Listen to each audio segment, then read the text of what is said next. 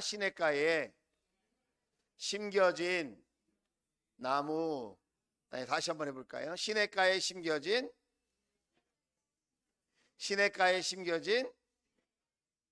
나무.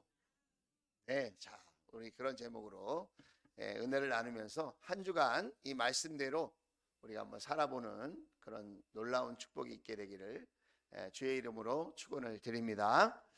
자, 저는 2주간 여러분이 기도해 주시고 또 사랑으로 응원해 주셔서 미주에 있는 모든 일정을 잘 마치고 돌아왔습니다.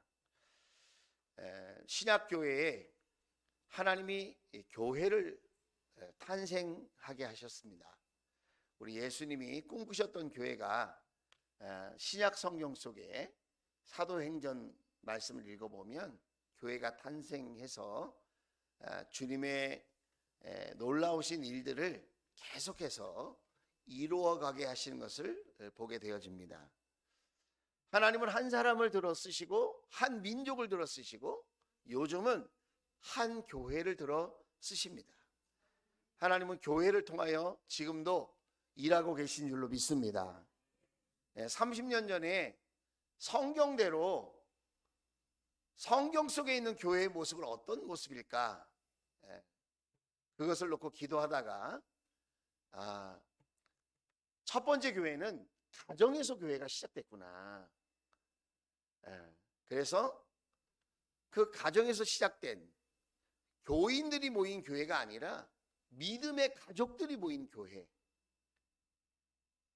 서로 부족하고 연약해도 기다려주고 참아주고 사랑으로 섬겨주고 축복해주고 많은 어려움과 갈등 속에서도 절대로 헤어지지 않는 그런 가족들, 그 가족 공동체를 꿈꾸면서 교회가 탄생되어지고 예수님의 그 사랑 때문에 서로 포기하지 않고 인내하면서 끝까지 믿음 지키는 그런 거룩한 공동체, 우리 하나님께서 원하시고 우리 예수님께서 세우신 교회인데 그 교회를 꿈꾸고 시작한 지가 30년이 되었어요.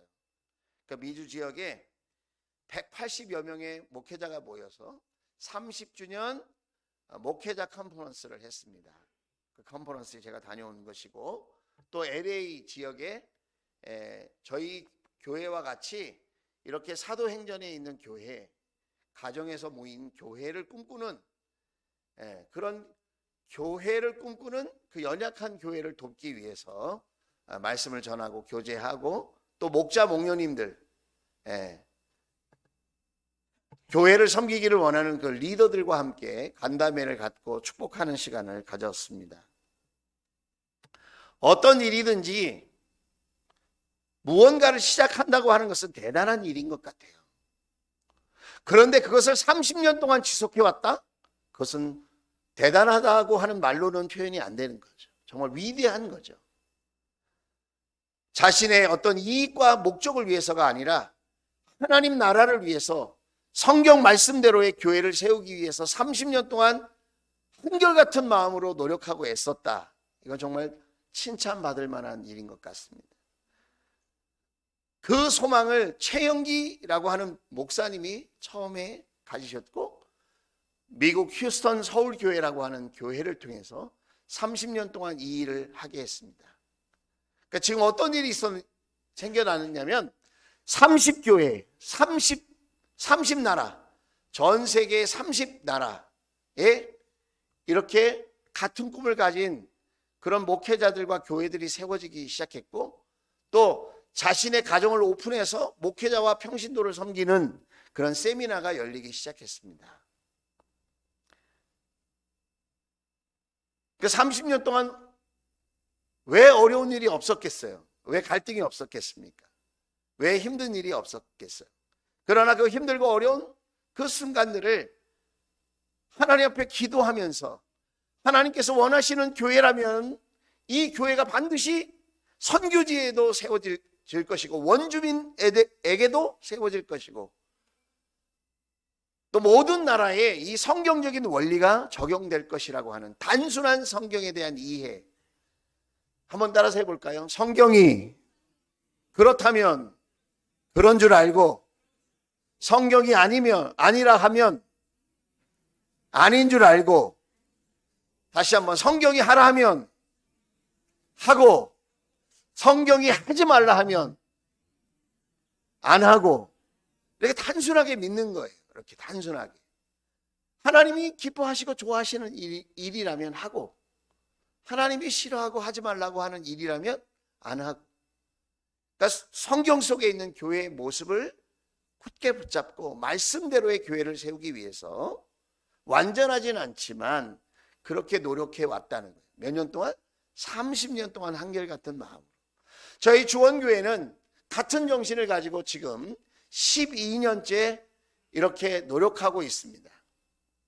우리도 서로 사랑하는 일이 쉽지 않아요. 서로 섬기는 일이 쉽지 않아요. 사람의 본성이 이기적이고 개인적이고 또 교만하거든요. 자기 고집들이 다 있어요. 자기 방식의 삶이. 그래서 늘 하나님 말씀을 배워도 그 말씀대로 살아내는 것이 쉽지 않아요. 우리 가운데 사랑하고 섬겨야 될 줄 모르는 사람이 어디 있나요? 그러나 부부 가운데에도 그 마음을 가지고 서로 섬기고 사랑하는 일이 쉽지 않아요. 버릇이 나빠지면 어떡할까? 나는 맨날 끌려다니면 어떡할까? 우리는 다 생각과 또 성격과 또 배움도 또 믿음의 크기도 다 달라요. 그런 사람들끼리 함께 공동체를 이루어서 산다는 일은 쉬운 일이 아니죠. 그럼에도 불구하고 예수님 때문에, 누구 때문에? 나 같은 죄인도 사랑해 주시고, 하나님을 작게 보고 때로는 우습게 보고 하나님을 모른 척하고 하나님을 멀리 하려고 하는 나를 포기하지 않고 지금까지 사랑해 주신 그 하나님, 지금까지 포기하지 않고 돌봐주신 그 하나님, 우리가 어떤 생각을 가지고 어떤 마음을 가지고 예배 드리는지 교회에 오는지 뻔히 아시면서도 너는 내 아들이라, 너는 내 딸이라 말씀해 주시는 그 하나님, 그 하나님의 사랑 때문에 우리도 용납할 수 없는 사람을 용납하고 이해할 수 없는 사람을 이해하고 섬길 수 없는 사람을 섬기고 기다리기에 참 고통스러운 그 시간들을 인내하면서 우리도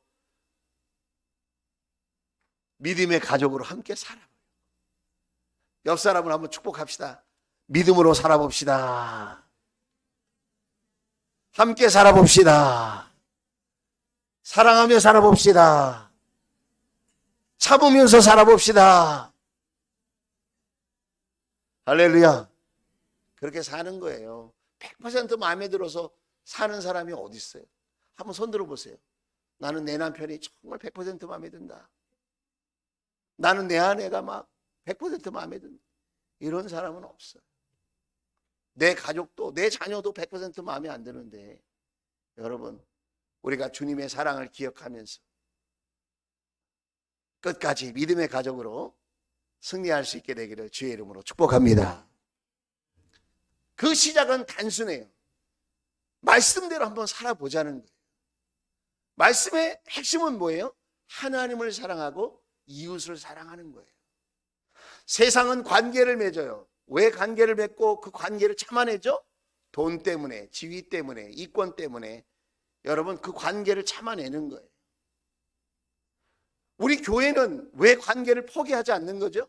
돈 때문에, 이권 때문에, 지위 때문에? 아니에요. 우리는 예수님 때문에, 예수님의 그 십자가 사랑 때문에 우리를 포기하지 아니하시고 버리지 아니하시는, 우리의 허물과 죄를 뻔히 아시면서도 끝까지 너는 나의 자녀라고 말씀하시는 그 하나님의 한없는 사랑 때문에 우리도 그 사랑을 흘려보내고 그 사랑으로 함께 부둥켜 안고 살아보려고 노력하는 모습, 그것이 우리 주원교회의 모습인 줄로 믿습니다. 그렇게 될지어다. 그렇게 될지어다. 그 은혜를 흘려보내는 그런 주원교회가 되기를 소망합니다. 그런 의미에서 여러분, 오늘 이 말씀은 너무너무 중요해요. 왜냐하면 오늘 이 말씀 속에는 복 있는 인생이 어떤 인생인지에 대해서 말씀하고 있어요. 특별히 오늘 3절 말씀에 보면 이렇게 시작됩니다. 자, 같이 한번 읽어볼까요? 시작. 그는 시냇가에 심은 나무가 철 따라 열매를 맺으며 그 잎이 시들지 아니함 같으니 하는 일마다 잘 될 것이다 그랬습니다. 자, 이 나무는 특징이 있어요. 어떤 특징이 있죠? 나는 이 자리가 좋아. 그리고 나무가 거기에 자기가 심는 게 아니에요. 자기가 그 뿌리를 내릴 때 자기가 자기의 자리를 정하는 게 아니라는 거예요. 걸어다니는 나무 봤어요? 그런 나무는 없죠. 나무는 보통 어떻게 심겨지죠? 그 나무를 산 사람, 주인이 좋은 자리에다 그 나무를 심는 거예요. 그렇죠? 그래서 여러분, 저와 여러분의 인생은 내가 내 인생의 주인이다. 맞을까요? 틀릴까요? 맞죠. 내 인생의 주인이 나죠. 그런데 그런 생각 속에 하나님을 향한 믿음이 생기면요, 내 인생은 내 것이지만 동시에 내 인생은 하나님의 것이다 라고 하는 믿음이 생긴다는 거예요. 하나님을 인정해야 돼요. 하나님을 인정해야 돼요. 하나님을 신뢰해야 돼요.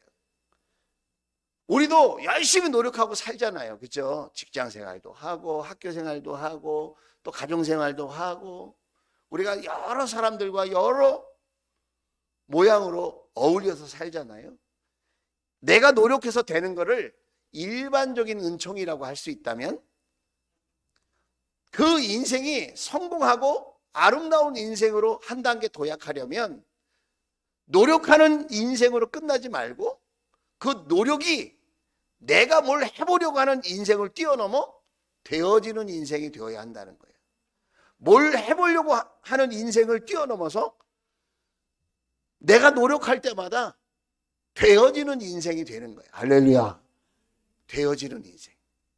오늘 나무는 스스로 심겨지는 것이 아니라 누군가가 심는다라는 거예요.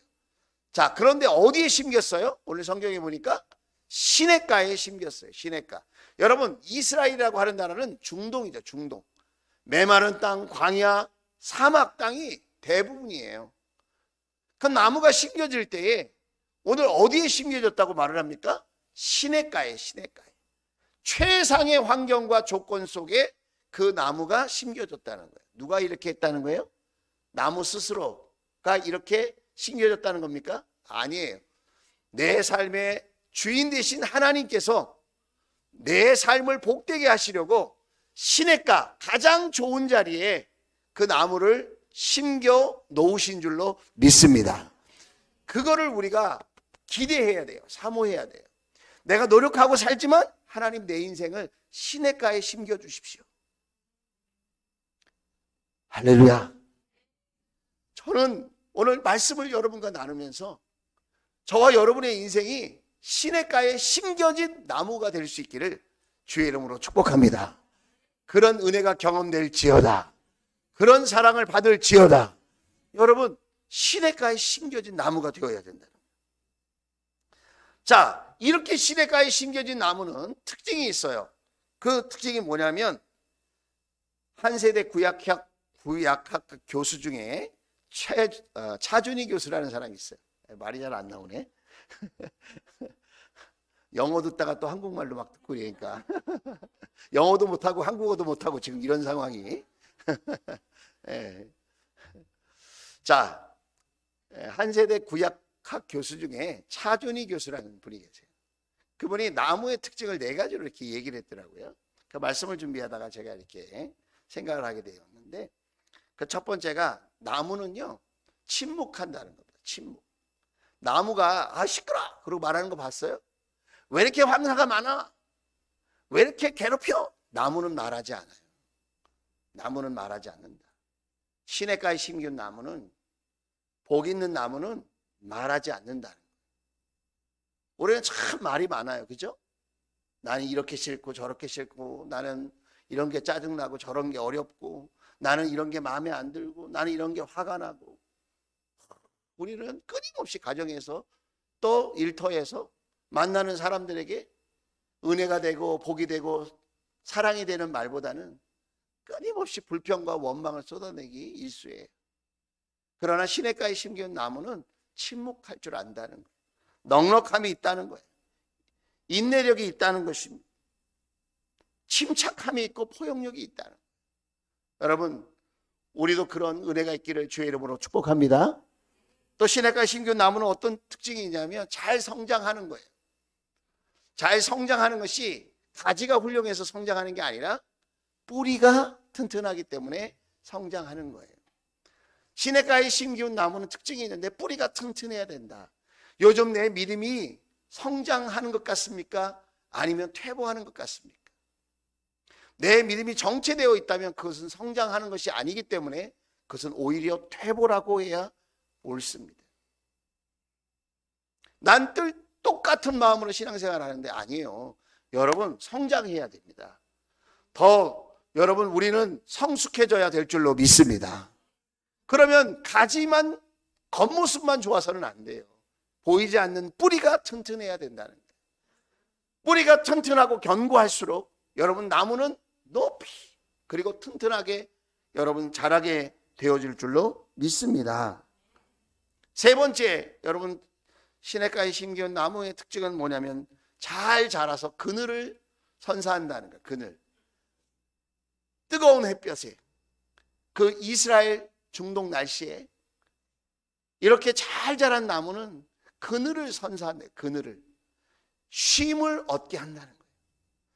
여러분, 어떤 사람은 참 만나면 마음이 가벼워지고 편안해지고 또 여유를 느끼게 되고 또 그 사람과 함께 대화하고 시간을 보낼수록 마음이 흐뭇해지고 평안해져요. 그런데 어떤 사람 만나면 막 짜증이 나고 화가 나고 막 열이 받치고 막 갈등이 일어나고 빨리 헤어지고 싶고 막 이런 사람이 있다는 거예요. 시냇가에 심기운 나무 같은 사람은 어떤 사람이냐? 주변에 있는 사람에게 안식을 주는 거예요. 평안을 주는 거예요. 그늘이 되어지는 거예요. 쉼을 선사하는 거예요. 그런 은혜가 있기를 주의 이름으로 축복합니다. 그리고 네 번째 특징은 뭐냐면 열매를 맺는다는 거예요. 여러분, 사과나무에 열매 맺히는 거 혹시 보셨나요? 빨갛게 매달려 있는 그 사과나무. 근데 그 열매를 사과나무가 먹죠? 이건 내 거야 그러고, 이건 내 열매야 그러고 딱 먹죠, 나무가. 그 열매는 누가 먹나요? 다른 사람이 먹죠. 다른 사람이. 여러분, 시냇가에 심기운 나무 같은 사람, 그런 복 있는 사람은 하나님과 이웃을 행복하게 한다는 거예요. 기쁘게 하고 유익하게 하는 거예요. 우리는 대부분 나 자신을 유익하게 하기 위해서 말을 합니다. 행동을 합니다. 그래서 내 마음에 드느냐 안 드느냐가 그렇게 중요해요. 조금이라도 나에게 손해가 올 것 같으면 다른 사람한테 다 책임을 전가하고 어려운 것만 다 나눠주려고 그래요. 그런데 시냇가에 심기운 나무 같은 사람은 어떤 사람이에요? 복 있는 사람인데 그 사람은 기쁨의 열매를 나눈다는 거예요. 우리가 그런 은혜를 누리게 될 수 있기를 주의 이름으로 축원을 드립니다. 자, 그러면 이렇게 시냇가에 심기운 나무 같은, 시냇가에 심겨진 나무 같은 삶을 살고 싶은데 그럼 어떻게 하면 그런 삶을 살 수 있을까? 그 방법이 중요하잖아요. 자, 오늘 성경은 소극적인 방법과 적극적인 방법을 이야기하고 있어요. 자, 소극적인 방법은 무엇이냐? 오늘 1절이에요. 자, 1절 읽어봅시다. 시냇가에 심기운 나무 같은 그런 삶을 살고 싶은데 그렇게 살려면 소극적인 방법이 뭔지 먼저 알아야 돼요. 자, 같이 한번 읽어봅시다. 시작. 복 있는 사람은 악인의 꾀를 따르지 아니하며 죄인의 길에 서지 아니하며 오만한 자의 자리에 앉지 아니하며. 오늘 이 말씀 뭐예요? 하지 마라, 하지 마라, 하지 마라. 3번이 아니하며예요. 자, 성경대로의 정신이 뭐라 그랬죠? 성경이 하지 말라고 하면 안 하고. 자, 우리가 복 있는 사람, 시냇가에 심기운 나무 같은 사람이 되려면 우리는 어떻게 해야 되느냐? 성경이 하지 말라고 하는 걸 하지 말아야 된다는 거예요. 교회에 나왔어요. 예수 믿는다고 말도 해요. 그런데 성경이 하지 말라고 하는 걸 하면서 내가 복 있는 사람이 되고 싶다? 그거는 맞지 않는 거라는 거예요. 여러분이 정말 하나님을 믿고 예수님을 믿고 하나님의 자녀가 되었다면, 여러분이 정말 리얼 크리스찬이라면, 하나님의 자녀답게 살기를 원하시는 분들이라면 성경이 하지 말라고 하는 것, 하나님 말씀이 하지 말라고 하는 것을 안 할 수 있게 되기를 주의 이름으로 축복합니다. 자, 그 하지 말아야 될 것 첫 번째가 뭐냐? 악인의 꾀, 악인의 꾀. 악인의 꾀가 뭐냐? 악한 생각이에요. 여러분 주위에, 여러분의 삶의 자리에 악한 꾀를 갖고 있는 사람이 있다 이거예요. 우리는 산속에서 예수님을 믿는 게 아니에요. 어디 수도원에 가서 예수님을 믿는 게 아닙니다. 우리는 예수 믿고 기도원에서 살려고 예수 믿는 게 아니에요. 우리는 가정에서, 일터에서, 세상 속에서 하나님을 믿는 사람으로 살기 위해서 우리는 예수님을 믿고 신앙생활을 지금 하고 있는 거예요. 그런데 우리 주위에는 끊임없이 악한 생각을 가진 사람이 있다는 거예요. 그런 사람들이 TV에, 뉴스에 나오는 거죠. 좋은 뉴스로 나오는 게 아니라 안 좋은 뉴스로 나오는 거예요. 가수로, 탤런트로, 영화배우로 여러 가지 정치적인 이름을 갖고 있는 사람들이 뭐에 빠져서? 악한 꾀에 빠져서. 오늘 주위에 그런 사람들이 많다는 거예요. 여러분이 요즘 어울리는 사람이 누구입니까? 누구랑 대화를 하고 누구랑 여러분 생각을 공유하십니까? 악한 생각을 갖고 있는 사람, 악인의 꾀에 여러분 그것을 따르지 않게 되기를 주의 이름으로 축복합니다. 근데 악한 생각, 악한 꾀에 사로잡힌 사람은 한 단계 더 진보해요. 그게 뭐냐? 두 번째, 하지 말라는 거예요. 죄인의 길에 서지 말라는 거예요. 같은 길을 가는 사람을 여러분 좋은 말로 동지라고 그래요. 동지. 우리 동지야. 동지란 말은 참 좋은 말인데 북한이 많이 사용하죠.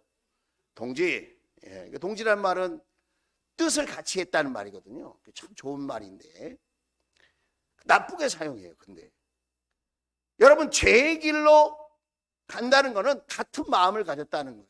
같은 마음을 가졌다. 다시 말하면 같은 편이 됐다는 거예요. 요즘 여러분 누구랑 편 먹고 지내요? 누구랑 편 먹고 지냈습니까? 하나님과 편 먹었습니까? 아니면 세상과 편 먹었습니까? 예수님과 편 먹었습니까? 마귀하고 편 먹었습니까? 성령님과 동행하는 삶을 삽니까? 아니면 세상 물질과 동행하는 삶을 삽니까? 죄인의 길에 섰다고 하는 것은 하나님이 하지 말라고 하는 거라. 악한 생각, 꾀에 빠진 사람은 이렇게 죄인의 길을 가게 되고, 죄인의 길을 가지해서 동지가 되면, 악한 동지가 되면 어떻게 되는지 아십니까? 세 번째, 오만한 자의 자리에 앉게 된다. 아예 자리를 깔고 앉았어.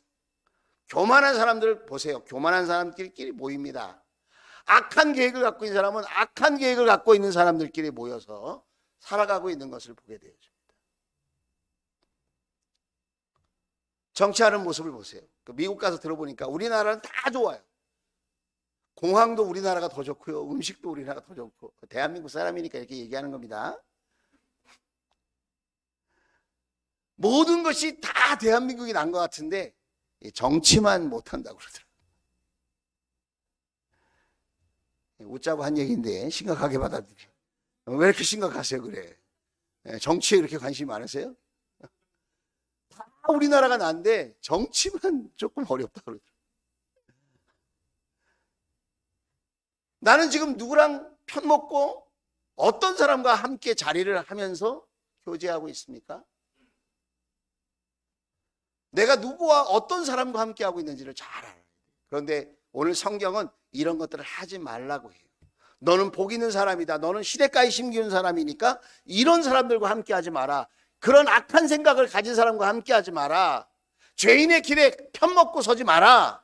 그런 사람의 모임에 가지 마라. 내 자유인데요, 내 마음인데요. 할 수 있죠.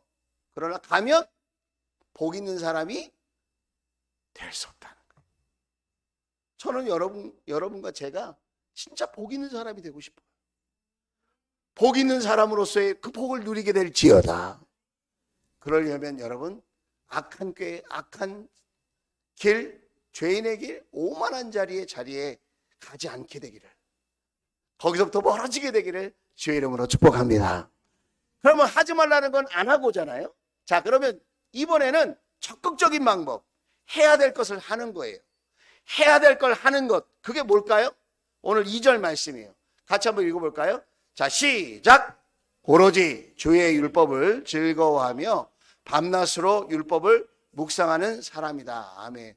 우리 청년 중에 목소리가 좋은 친구가 있어요. 현서진이라고. 우리 서진 형제가 한번 읽어주시겠습니까? 일어나서 한번 해주시면 더 좋을 것 같아요. 자.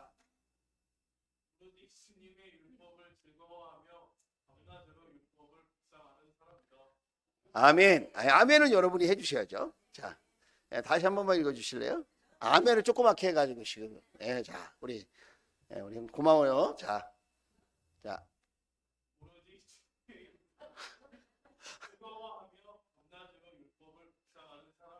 아멘. 여러분, 우리 형제가 즐거운 것 같잖아요. 성경 말씀을 한 절 읽는데도 즐거워서 주체를 못 하잖아요. 주님의 말씀이 지겨워요, 즐거워요? 거짓말 하지 말고. 우리끼리 지금 예배 시간에 거짓말하면 어떻게 해요? 다시 한번 물어볼게요. 하나님의 말씀이 지겨워요, 즐거워요? 그렇게 될지어다. 여러분, 즐거워야 돼요. 부모님의 말씀이 지겨워요, 즐거워요? 남편의, 아내의 이야기가 즐거워요, 지겨워요? 사람의 소리는 아무리 좋은 소리라도요, 두세 번 들으면 짜증나고 지겨워요. 하나님의 소리는 아무리 반복해서 들어도 여러분 즐거워요. 즐겁게 되기를 주의 이름으로 축복합니다.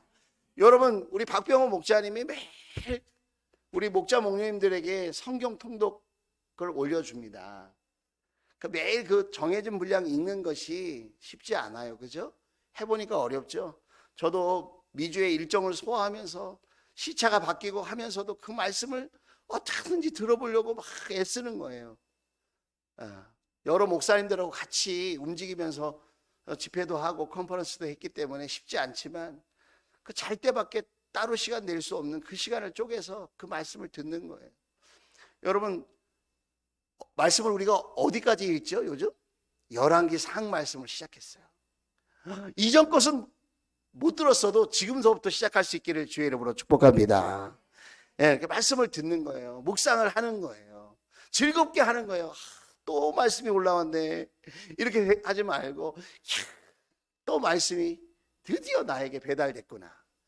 즐거운 마음으로 하나님 말씀을 대할 수 있기를 주의 이름으로 축복합니다. 그걸 하라고 하는 거예요. 하나님이 하라고 하는 게 그거예요. 악인의 꾀, 죄인의 길, 오만한 자의 자리에 가지 않기 위해서 그거를 거절하고 분별할 수 있는 힘이 어디서 나오느냐? 하나님의 말씀에서 나온다는 거예요. 우리의 윤리도덕에서 나오는 게 아니에요. 세상의 실력에서 나오는 것이 아니라 하나님의 말씀에서 분별력이 생기고 안 할 것 안 할 수 있는, 거절할 걸 거절할 수 있는, 물리칠 걸 물리칠 수 있는 힘이 하나님 말씀에서 나온다. 즐거워할 수 있게 되기를 주의 이름으로 축복합니다.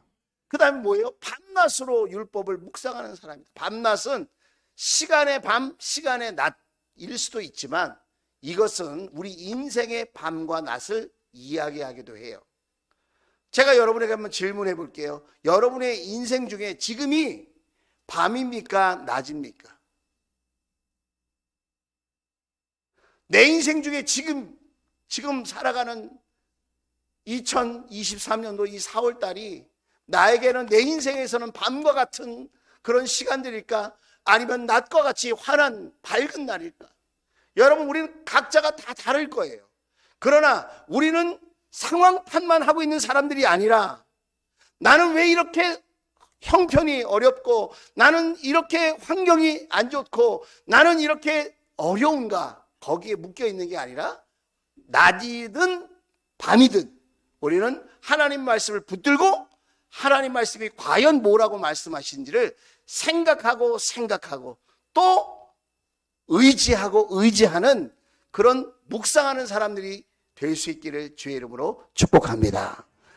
상황 때문에 불행해지는 게 아니에요, 여러분. 상황 때문에 행복해지는 것도 아니에요. 우리는 하나님의 말씀 때문에 여러분 승리도 하고 행복해지기도 하는 줄로 믿습니다. 그래서 적극적으로 시냇가에 심기운 나무처럼 되려면 뭘 해야 된다고요? 하나님 말씀을 즐거워해야 하고 하나님 말씀을 어떤 상황 속에서도 묵상하는 사람이 되어야 한다는 거예요. 그렇게 될 수 있기를 주의 이름으로 축복합니다. 제가 말씀을 준비하면서 비행기 타고 왔잖아요. 비행기가 보통 12시간에서 14시간 동안 미국에서 이렇게 오거든요. 엉덩이가 너무 아파요.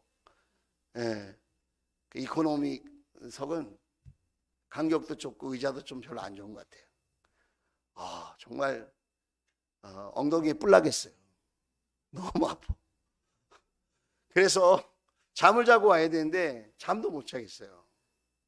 그래서 말씀을 묵상하고 여러분과 나누기 위해서 이렇게 제가 책을 보다가 어떤 분이 쓰신 책을 제가 읽게 되었어요. 정말 하나님께서 이렇게 말씀을 묵상하다 보면 거기에 맞는 여러 가지 사건들을 만나게 하고 보게 하시는 것 같아요. 제가 여기다가 장갑을 하나 놨는데 또 누가 친절하게 치우셨네요.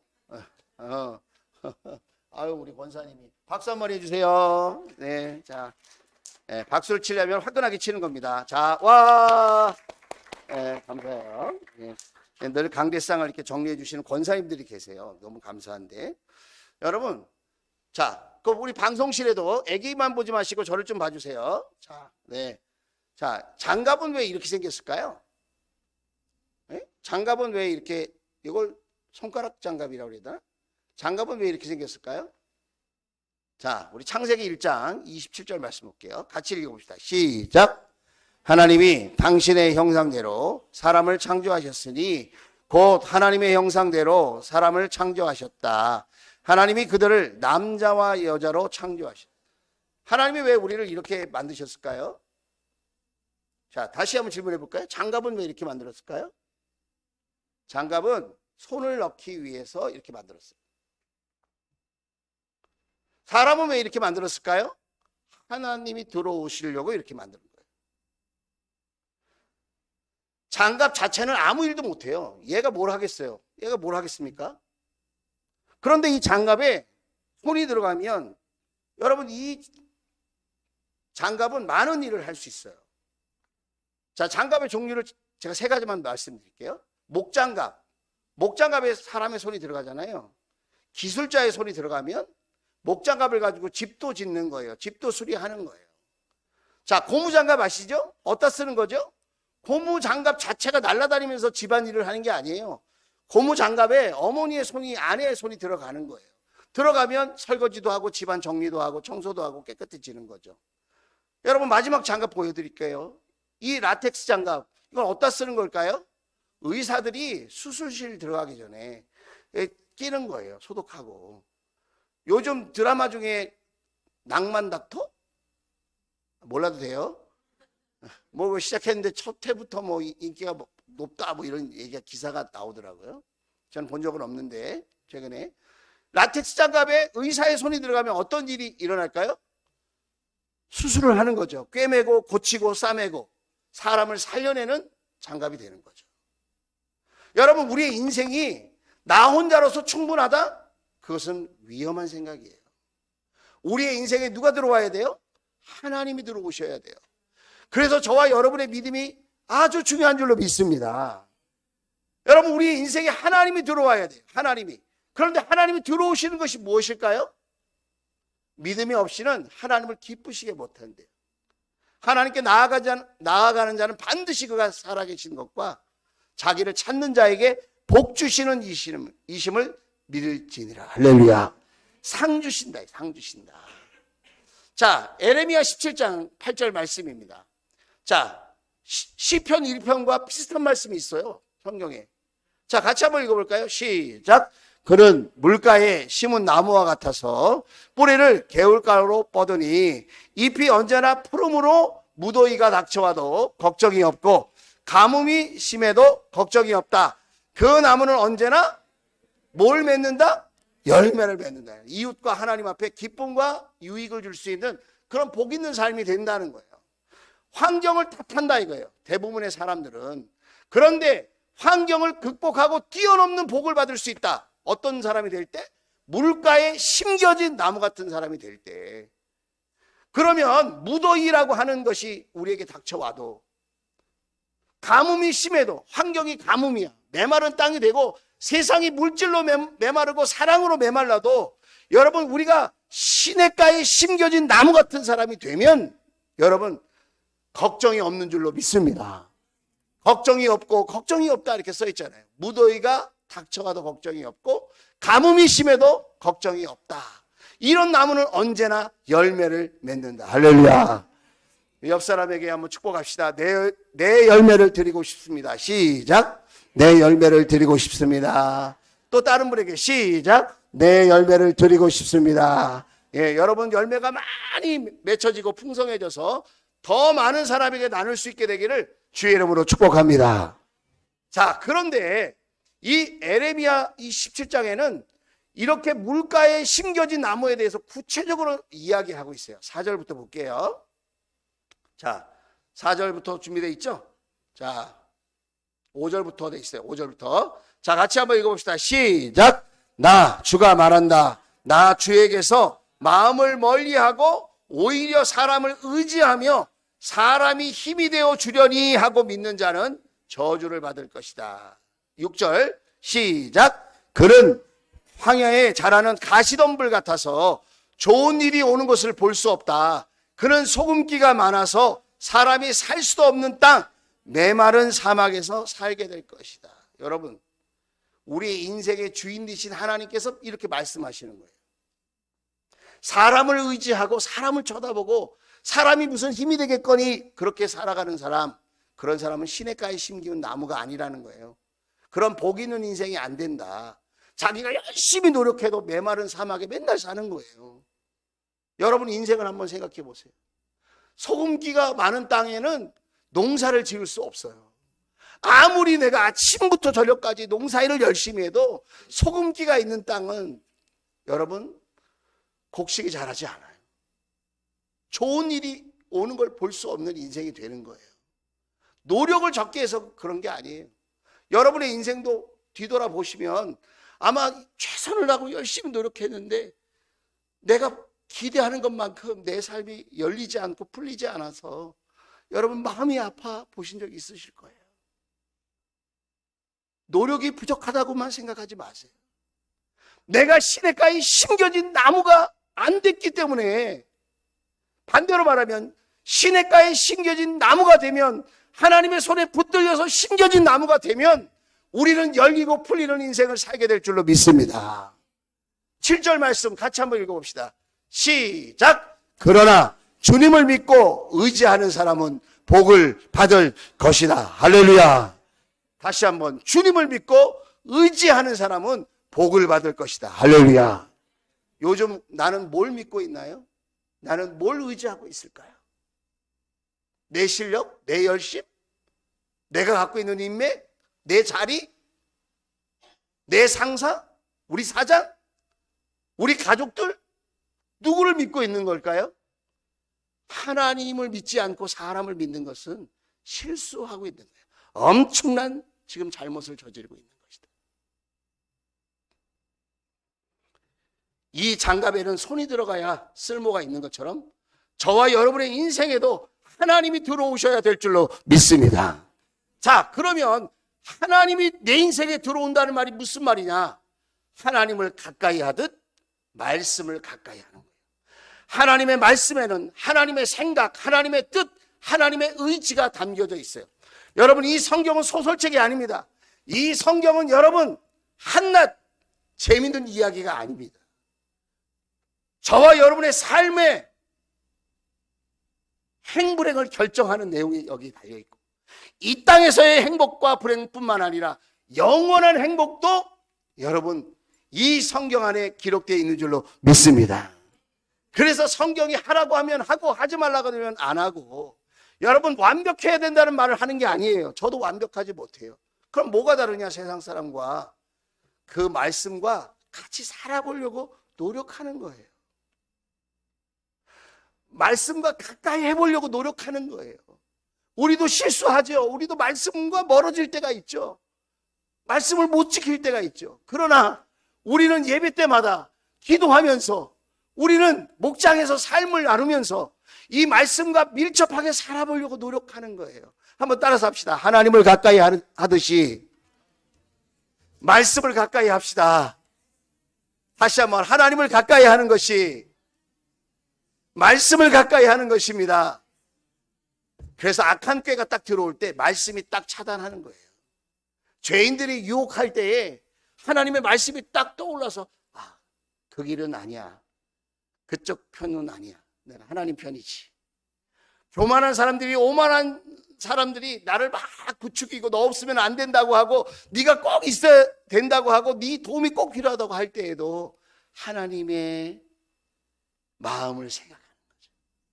누가 그렇게 생각하고 판단할 수 있고 절제할 수 있을까요? 하나님이 하신 말씀이 그의 삶 속에 들어와 있는 사람. 장갑에 손이 들어가듯이 내 인생에 하나님의 말씀이 채워져 있을 때 여러분 우리는 이 유혹 많은 세상에서 죄악된 길이 많은 세상에서 교만한 자들이 넘쳐나는 이 세상 속에서 하나님을 신실하게 의지하고 살아갈 수 있는 복 있는 삶이 되어질 줄로 믿습니다. 그래서 여러분 5, 6월달 큐티책이 나왔어요. 그 큐티책이 지겹습니까? 즐겁습니까? 전 즐거워요. 무슨 말씀이나 미리 내일부터 봐야 되는데 펼쳐봤어요. 민수기서하고 로마서가 있더라고요. 할렐루야. 제가 처음 보는 말씀이어서 이렇게 좋아할까요? 말씀과 함께 또 한 달 하루하루 한 주 한 주 한 달 한 달 살아가는 게 기대가 돼요. 이 말씀 속에 하나님 어떤 일을 행하실까? 이렇게 막 기대가 돼요. 사랑하는 성도 여러분, 하나님 말씀을 가까이 할 수 있기를 주의 이름으로 축복합니다. 하나님 말씀을 열심히 듣고 그 말씀으로 양식을 삼을 수 있기를 주의 이름으로 축원을 드립니다. 이제 결론을 한번 볼게요. 자, 같이 한번 읽어봤으면 좋겠어요. 하나님을 가까이 하듯 시작. 하나님을 가까이 하듯 말씀을 가까이 하며 말씀을 내 삶에 담고 살면 시냇가에 심겨진 나무처럼 믿음이 든든해지고 풍성해져서 나와 남을 살리는 은혜를 누리는 복 있는 인생 될 수 있습니다. 할렐루야. 하나님의 말씀을 담잖아요. 그럼 하나님을 닮게 되어져요. 하나님의 말씀을 가까이 하잖아요. 그럼 하나님을 닮게 돼 있어요. 예수님의 말씀을 가까이 하면 예수님을 닮게 돼 있어요. 저와 여러분이 그런 복 있는 인생이 될 수 있기를 주의 이름으로 축복합니다. 기도합시다.